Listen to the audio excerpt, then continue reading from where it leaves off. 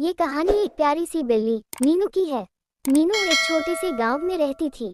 उसका स्वामी सुमन उसे बहुत प्यार करती थी। मीनू के पास सब कुछ था, अच्छा घर, स्वादिष्ट खाना और ढेर सारा प्यार। लेकिन उसके जीवन में एक खालीपन था। एक दिन सुमन ने देखा कि मीनू उदास रहती है।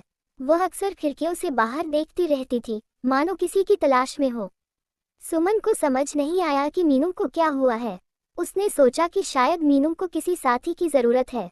सुमन ने फैसला किया कि वह मीनू के लिए एक नया साथी लाएगी। उसने शहर के एक पशु आश्रय से एक और बिल्ली टिमू को गोद ले लिया। टिमू बहुत ही चंचल और खुशमिजाज था। सुमन को लगा कि टिमू के आने से मीनू खुश हो जाएगी, लेकिन ऐसा नहीं हुआ। मीनू ने टिमू को स्वीकार नहीं किया। वह भी उदास हो गई और खाना भी छोड़ दिया। सुमन बहुत चिंतित हो गई। उसने कई पेंसिल्वेनिया से सलाह ली, लेकिन किसी भी मीनू की उदासी का कारण समझ में नहीं आया।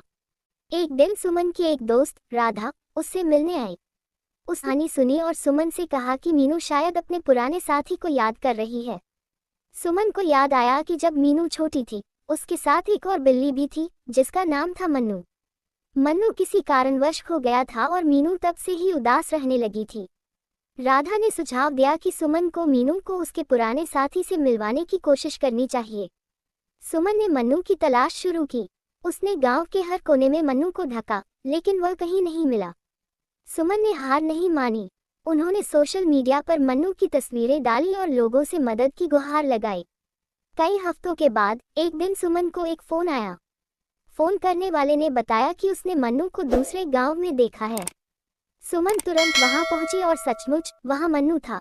सुमन ने उसे पहचान लिया और उसे अपने साथ घर ले आई। जब मीनू ने मन्नू को देखा तो उसकी आंखों में चमक आ गई। वह दौड़ने का मन्नू के पास गई और उसके साथ खेलने लगी।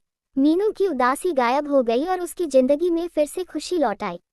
सुमन ने महसूस किया कि प्यार और संबंध की अहमियत जानवरों के लिए भी बहुत ही महत्वपूर्ण होती है, जिसे इंसान के लिए जाना जाता है।